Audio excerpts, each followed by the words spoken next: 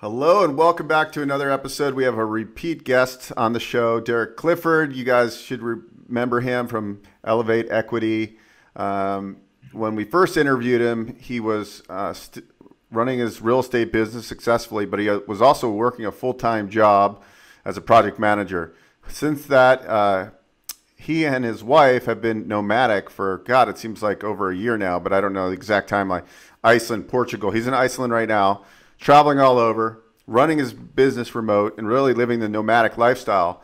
So he's been to a lot of great places. He's seen more probably over the last 12 months than most of us have seen in our lifetime. So he's really kind of just doing it. And I remember seeing Derek when Derek first went out and started investing in real estate his first year in the business. I think he bought like 13, 15 houses, and then scaled that single family business up. And then he said, hey, wait a minute, there's a better way. Let's get into multifamily. Started buying larger complexes of multifamily in Indy. And then I think he's diversified. So welcome to the show, Derek. Thanks for joining us again.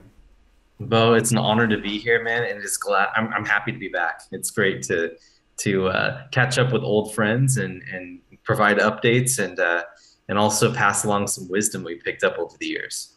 Awesome. That's great. And thank you. So far on your nomadic journey, what has been your favorite country, state, city? Oh man, wow, it's difficult for me to choose. Portugal is really high up there, just because it hits all the check boxes for us. But for where we were physically and just like from a mindset perspective, Greece was really amazing. There's a lot of places there. I have a special place in my heart for Rhodes, which is one of the Greek islands that are far out, almost like towards Turkey. It's one of the far eastern islands, and that was really, really nice. Santorini was great, but Athens was cool too. I mean, I have so many different places that I like for so many different reasons. But if I had to pick one, I think Rhodes is probably my favorite, just because it's a medieval town, and I'm really into that kind of stuff. And just great weather, fantastic food, really nice people, very generous. And so, yeah, I just have to go with that for now. What's been your biggest takeaway where you could actually apply it to the business world, like you've learned from somebody in another country or things you've seen? What have you seen that, maybe some American citizens that haven't traveled that much, what would be the biggest takeaways from like either a lifestyle or business concept? Yeah, I think that in the United States, we are very much in this mode of achievement all the time. We're very much like forcing outcomes to happen a lot of times. And I've noticed that in Europe, while they don't quite have the economic engine that we do in the United States, I've noticed that some of the successful people have a little bit of room for allowing things to happen, right? They allow for spontaneity. They put them in places where spontaneous things can happen. Some of the best business owners in the world do that in the United States, and they do that well. But I think here in Europe, it's kind of a commonplace for very successful people to put themselves out into the open very often in a repeated way.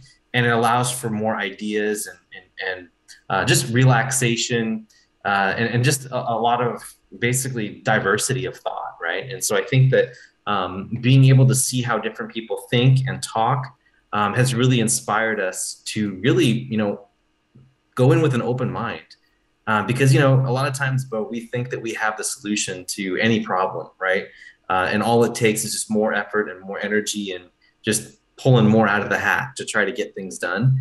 But I think that being out here with people living in the lifestyle of just being spontaneous and being open, that can help allow for new ideas to come in, which is exactly what happened to us here while we've been traveling the last year.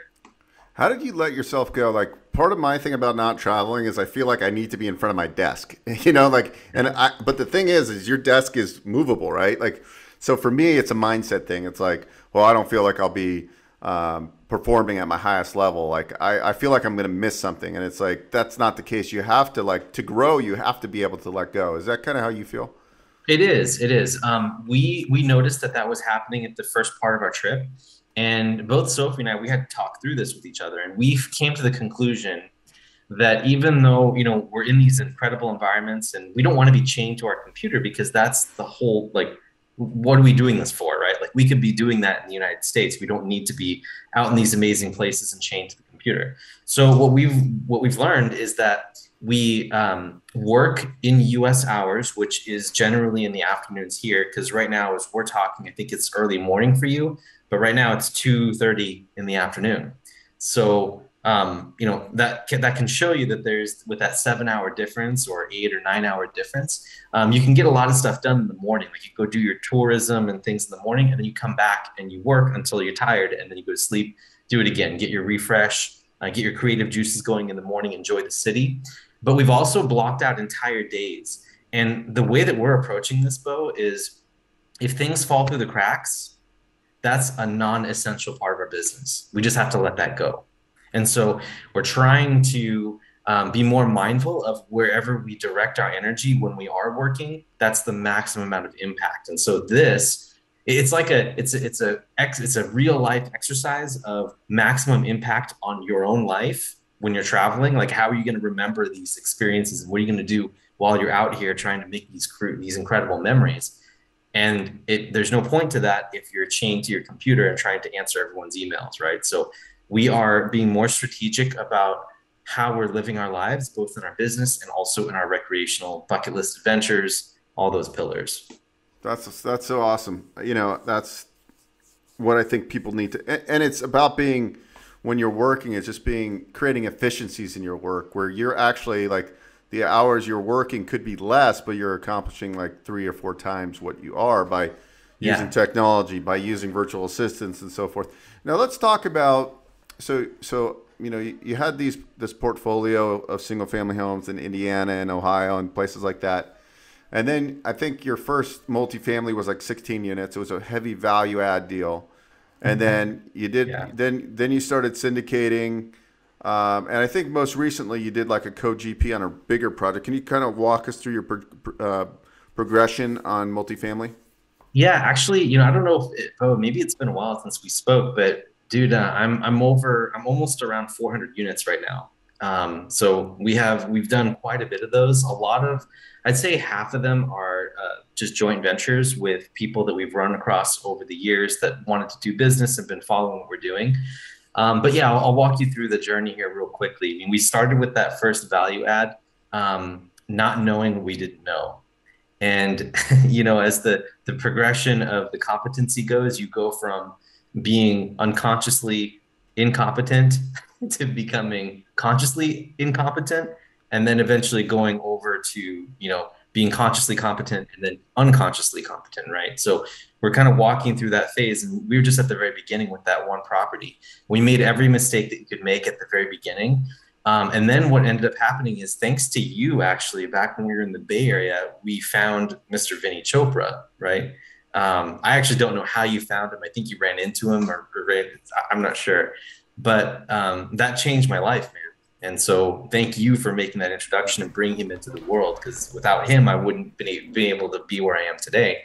And just got inspired of the way that he was living, like just his attitude and his success. They came hand in hand. He wasn't upset and really successful. Like he wasn't having family problems at home. Like everything was in total alignment, and so that really attracted us. So we got mentored up through him, and then just started doing more multifamily, started underwriting lots of deals, didn't get anything for a long time, and then leaned into the networking piece, and then eventually raised capital, placed capital with an investor I found online after working with Vinny, and then just kind of leaned into it, did a whole bunch more JVs, did my own syndication after that because I had a network of people and capital behind me. And then now we're kind of off to the races. I have a team behind me that's helping with asset management and boots on the ground in Indy and Louisville. And so we're just really kind of taking off now at this point. So your holdings are still in Indy and where else? In Louisville, we Louisville. actually, Okay. yeah, we have one under contract right now in Louisville that we're getting ready. We're in the middle of due diligence right now. So we're trying to get that one off the ground. Yeah. Oh, very good. That's cool. So, what do you like about Louisville? Yeah, Louisville, for the main part of it, it is looking a lot like what Indy looked like back in 2017, 2018. There's a very diverse industry. There's lots of sectors in the city that I really like. The population right now, the data doesn't show a lot of growth there, but I personally think there is growth in the city. And then there's also like metro areas around that's in Indiana that's right across the river that's growing rapidly also. There's city infrastructure coming in. There's a ton of different types of industries, like I said, that's in there that I just want a part of it. And the dynamics for like the rent to purchase price ratio is just it's great. It's really awesome. It's and like I said, it reminds me a lot of Indy. And Indy has already shifted, just like Columbus, Ohio, from more of a cash flow market to now turning into an appreciation market. Like it's starting to grow out of its tertiary market roots and trying to grow up into that secondary market status. So I really like that. I really like the Midwest. I think there's going to be a big turn in the economy shifting back to manufacturing because of the trade wars with China, interest rates going higher, labor shortages everywhere. I just think that the Midwest is kind of in this prime position with affordability where people can work anywhere online, including me. So people can afford to live there and have reasonable amenities even though the weather isn't as great as like a Southern California or Florida. I think eventually people are going to want to move to a place where they can grow with their family, right, in these Midwestern areas. And then the manufacturing, I think, is going to pick up. And, you know, between the cross sectors of industry, I just think the Midwest is kind of primed. It's one of those last parts of the United States, Beau, that you can actually buy a house in, you know, with a reasonable amount of money compared to the national average. Yeah, no, I agree. And what are your takes now? I mean, interest rates have nearly doubled. I mean, they're still relatively low historically, but still from where they were to where they are now. So we have inflation. We have rising rates to hedge against inflation. Mm-hmm. And then I was talking to Neil Bawa, and he was talking when I interviewed him. We were talking about what to look for is unemployment rates to shoot up because that's a natural progression. From my understanding from all these economic people, that's going to happen. What are your thoughts on that? Yeah, you know, I got to be honest with you. If you were to put my word against Neil Bawa's, like you definitely want to take Neil Bawa's, and I don't want to disagree with him at all. I definitely think that the key indicator to watch is the employment rate. That's absolutely right because inflation, right? Like yes, you can pump up, you know, the rates so that less money gets transacted, and that makes things more expensive.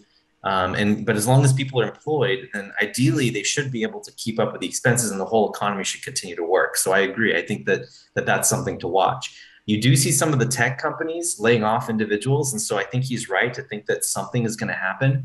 But the bottom line, Bo, is that I think that especially in the residential, commercial real estate space, whether it's single family homes going all the way up to multifamily, so strong of a demand. We just do not have enough units. Like we just don't. We don't have enough units for the population. So if there's a demand, I still think that my outlook on commercial real estate on the residential side is still bullish. There's going to be a gully. I do think there is, whether it's a currency problem that comes up, right? Like people start following the US dollar as the world standard, or that becomes less so, or interest rates start hiking. And it's a combination of those things, or there's a trade war coming in with China.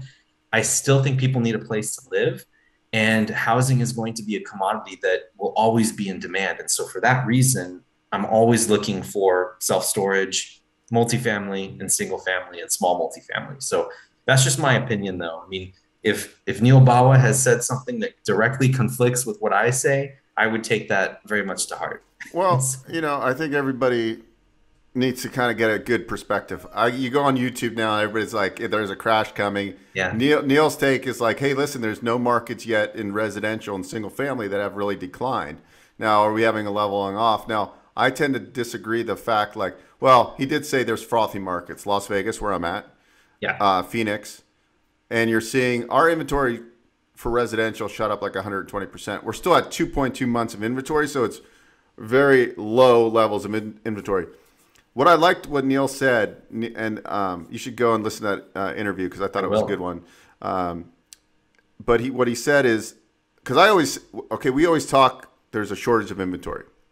And what Neil said is, he said, well, when there's higher unemployment, the need for housing contracts. He says it's a living organism.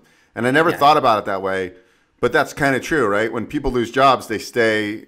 People live together, right? Like when, and then so he said that's a moving number in organism. So I kind of actually agree with that. Like that number, we're 5 million houses short right now, right? I think that's what they say nationally, 5 million units. But he said if unemployment goes to, we're at something like 3 something percent. If that goes to 6%, the shortage of housing or units goes to 2 million. So he says it's a moving target, and I've never heard anybody say that before, and it actually made sense to me. So it's It interesting. does. That's why I love talking to smart people, because nobody's got a crystal ball, right? Nobody's got a crystal ball. Yeah, I do want to say though, like, I don't have a crystal ball, so again, I can't put myself 100% behind this, but my thought is that because of the lending industry being so strong, right, with, all of the, I guess, what do you call it? The restructuring from the 2008 meltdown, like we're not going to see complete irresponsibility on the housing market because of lending, which is what primarily, I mean, there's a lot of things you could say drove that, but I would say primarily it was the lending piece that kind of drove the 2008 crisis. So if there are people out there that are looking for a 2008 crisis, who are hoarding cash and trying to wait for that to happen, I hate to tell you that you're going to be waiting for a very long time, because what we define by crash, Bo, I see as like a 20% slump for a year or two, right? That's kind of the most that I see this happening, just because of all these effects we've been talking about. Yes, inflation's high, right? But the demand has never been higher. Gen Z and millennials are the biggest population boom since the boomers, right? And it's even bigger than them. And so they're becoming of age right now, and they're looking for housing. They want to buy houses. There's more money than ever out there, and I just think that I just think that it's we don't have the makings of a 2008.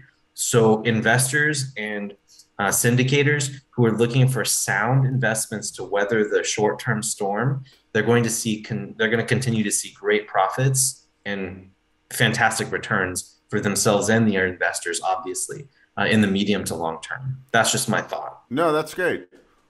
So, but there's also a lot of aggressive syndicators out there that Yeah, took on bridge debt, took like paid market price, above yeah, market price, thinking that they're going to do this big value add deal. I think there'll be stress in there.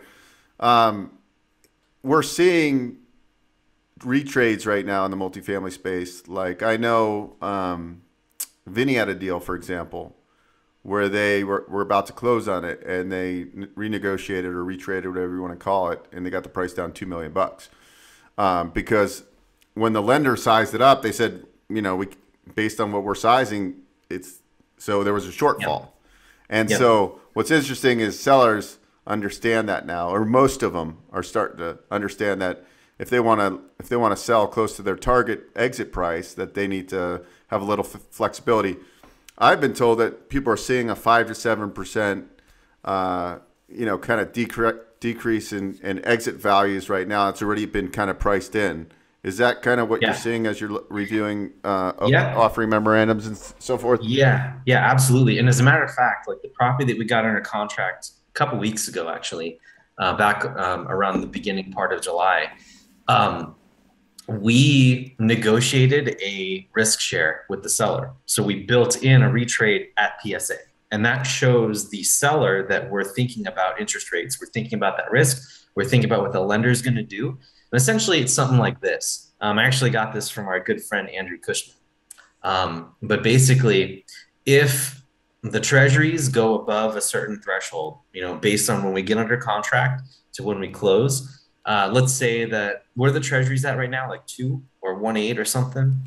I Yeah, I forgot, don't. I haven't looked, but something like that. But if they're at 1.8 right now, right, we peg at the PSA to say, okay, at 1.8, you know, $0 per door or whatever that is, right at that. And if it goes up to maybe like 2, right? So we give them a little bit of a threshold, then the risk share starts kicking in. And for every 10 basis points that it goes up above that 2% Fed T rate, 10-year Treasury rate, we'll get $1,000 per door credit.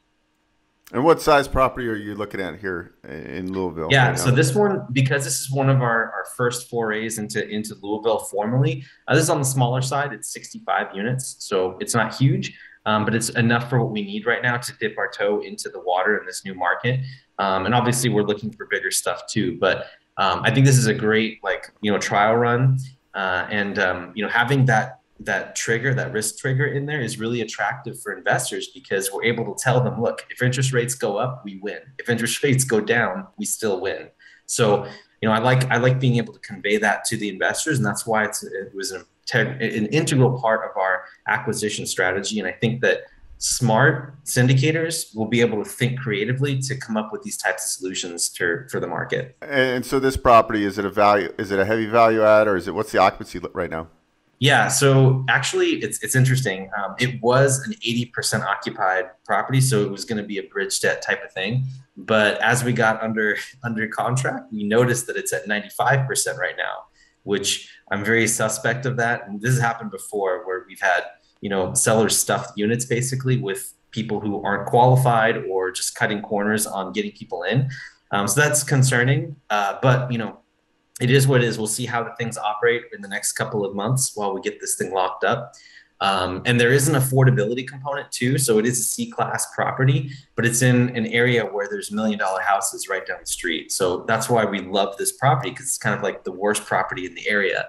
And so we want to tackle this thing, do some significant value add, even though it's already been done because of the home loans and some of the AHP programs that have been installed there to fix the units up.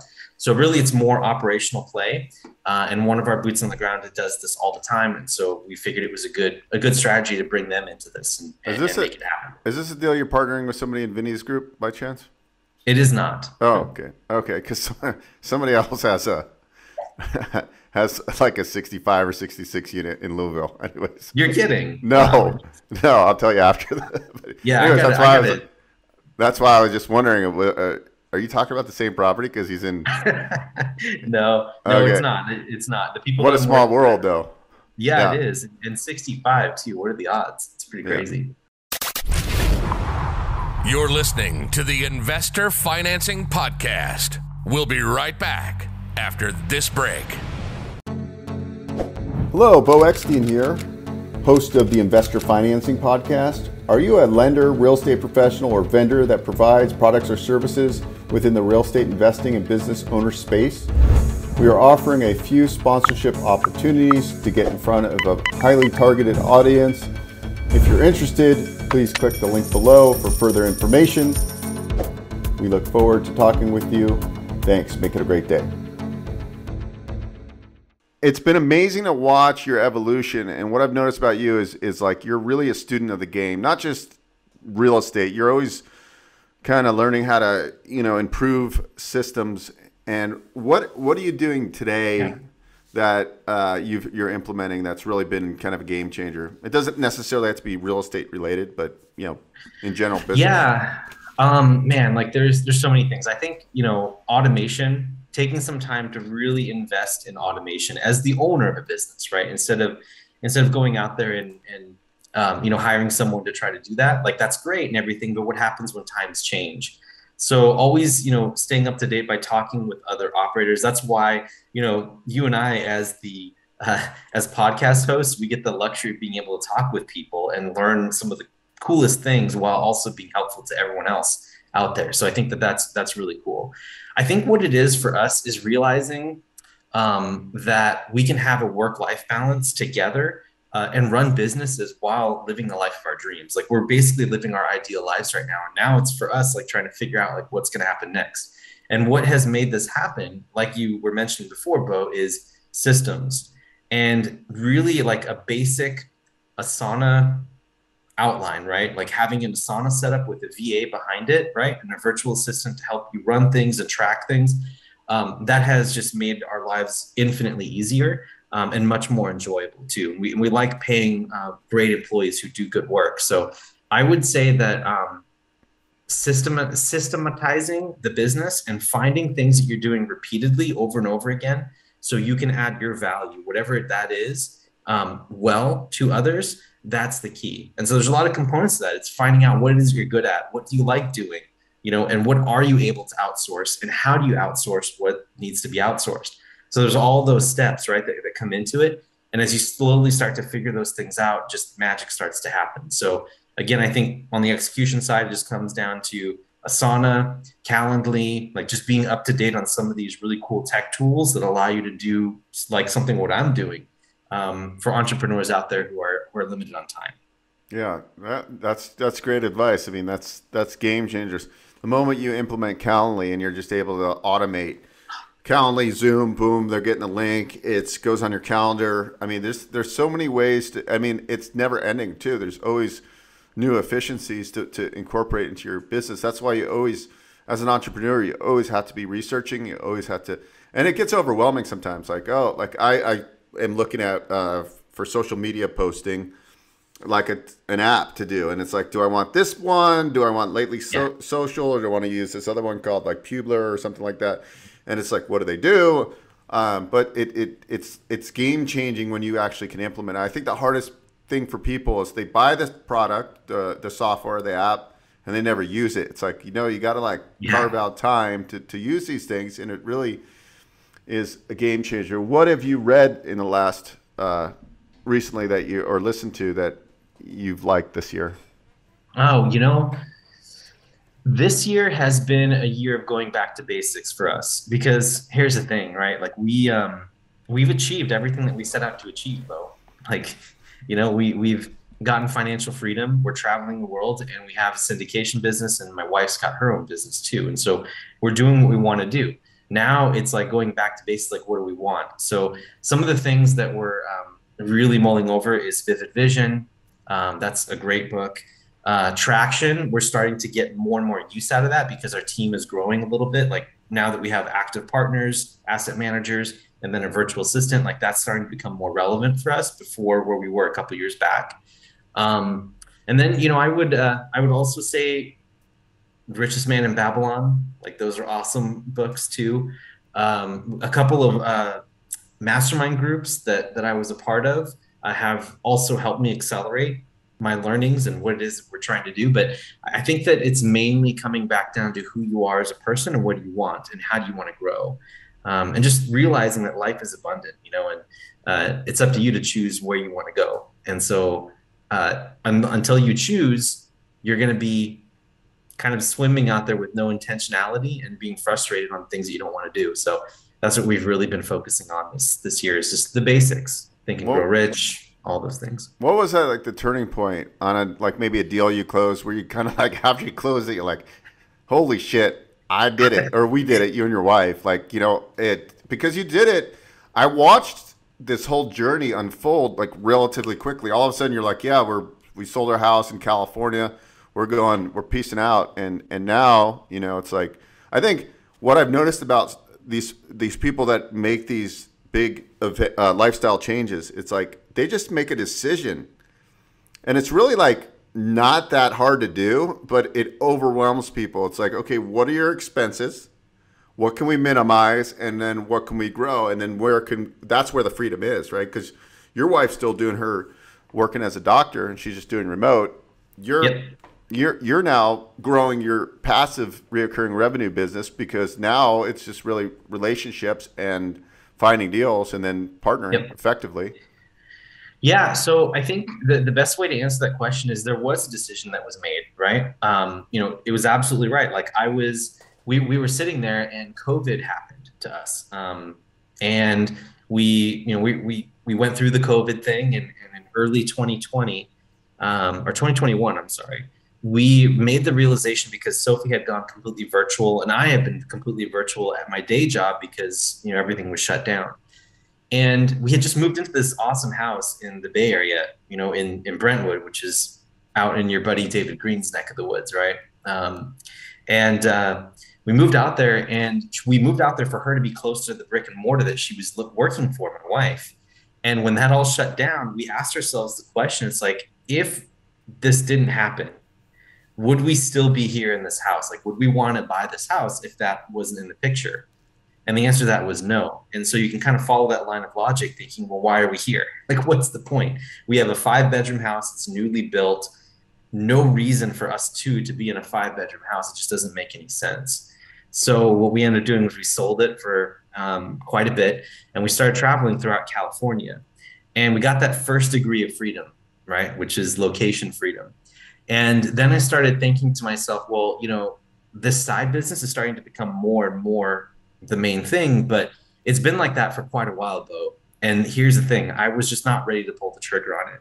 So until I had a conversation with my mentors, who's Phil and Gail Toll, by the way. I'm sure you maybe have heard of them or maybe spoke with them, but they helped unlock what it is that I was scared of and why I was scared. So who are they? I don't know if I know them. Okay, well, I will make the intro to you, Okay.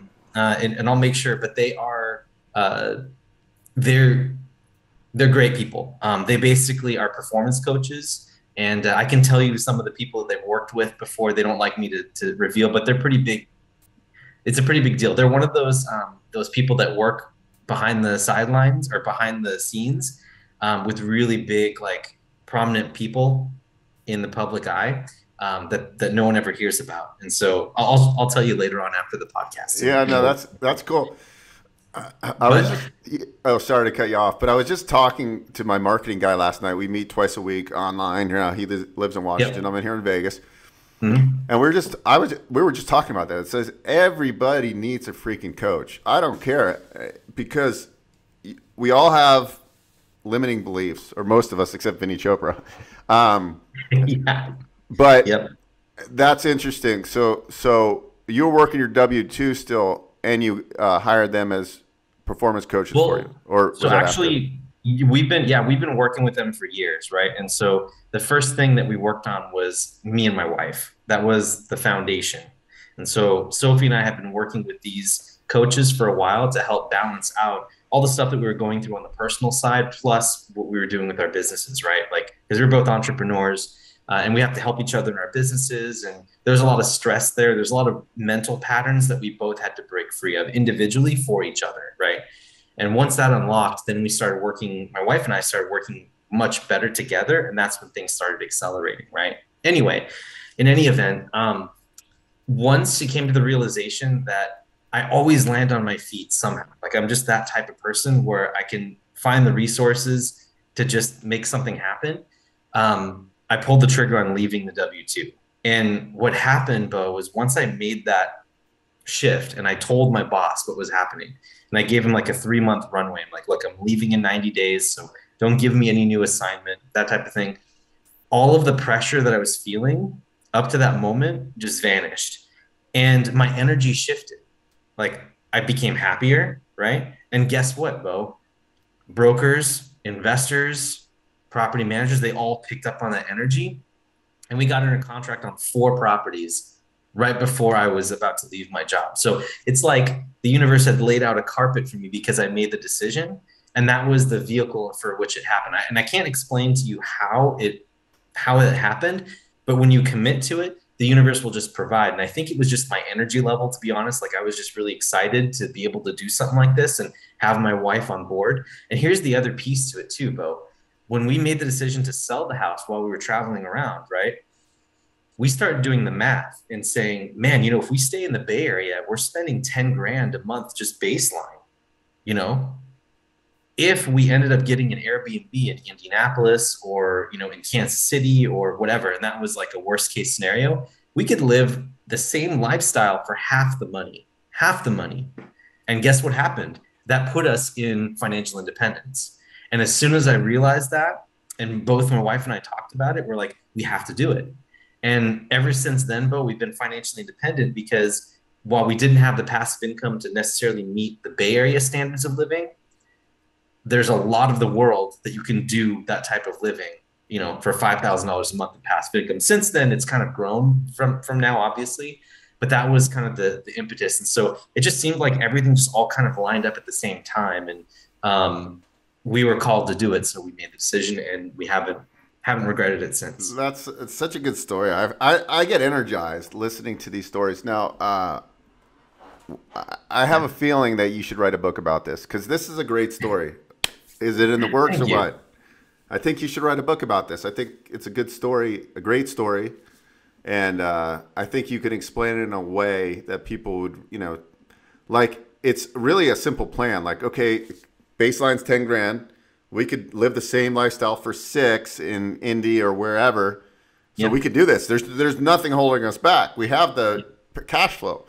And what are the and if you're not there yet, what steps can you take? Maybe it's buying a fourplex and running them as an Airbnb. It could only be one property that gets you that $5,000 a month. Sure. Right? Like, so that's exciting. So I like to talk. I'm sorry, Beau, but I like to talk about layers of freedom, right? Everyone is always looking at this financial freedom like it's this giant mountain that you're staring at in front of you. I recommend people look at it in 3 degrees and 3 layers, right? Like there's the location independence that you can get, then there's the time independence, and then there's the financial independence. And each of those take different skills and different amounts of time and preparation and energy to get there. But why can't you tackle those even when you have a W-2? Like you can do location and time independence with a full-time job or with your own business that seems like a job, right? You just have to think through it a little bit. The financial piece, that's a little bit harder to substitute. But hey, man, honestly, if you love what you do, maybe you don't need that. You don't need the income. So why don't you just start living a location and time independent life, right? That way you get what you want. So don't look at this giant mountain of trying to get to financial independence, financial freedom, and wait to live your life. That's not going to work. When we made that decision to say, don't wait for that, for your life to live your life once you've reached financial independence, we started to live in the abundant life right now. And ironically, when you take that risk, when you don't think you're ready to live in the abundant life comes to you. Don't know how to describe it, but it just does, Yeah, that's a great title for your book too. Yeah. Live the abundant life right now. Write that down. I love it, man. That's your book. That's your next book. Dude, that's awesome, man. We got to negotiate the royalty split right now, right? Like, 10-15% of all book sales go to you. Yeah. After talking, and you have your show, and everybody should tune in, Elevate Equity Show, right? It's called the Elevate Equity Show. Tune into that because you're going to hear some great interviews there.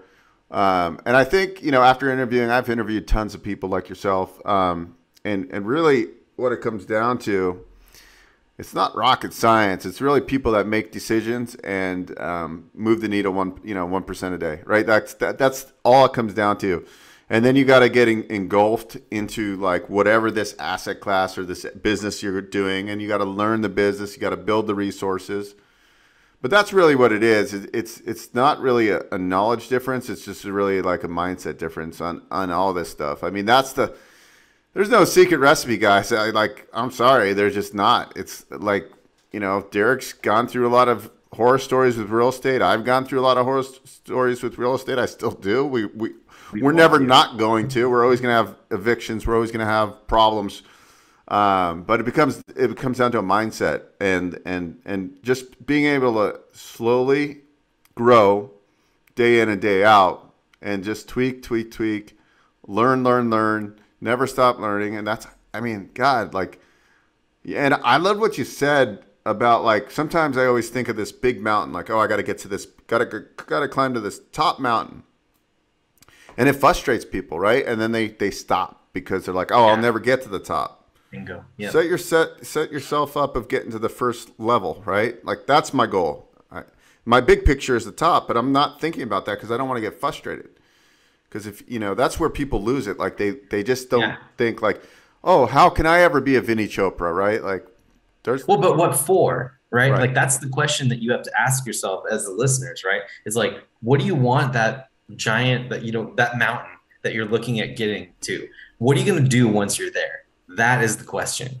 And if what you're going to do when you get there is something you can do right now, dude, try it out right now because it may not be what you're thinking. You'd hate to have to build up a ton of resources and time and invest all your time and energy to get somewhere where you just realize that you didn't even want it in the first place. So just try it out right now, right? And that's why we did that. We started doing location, then time independence, then eventually got financial. And that happened in rapid succession.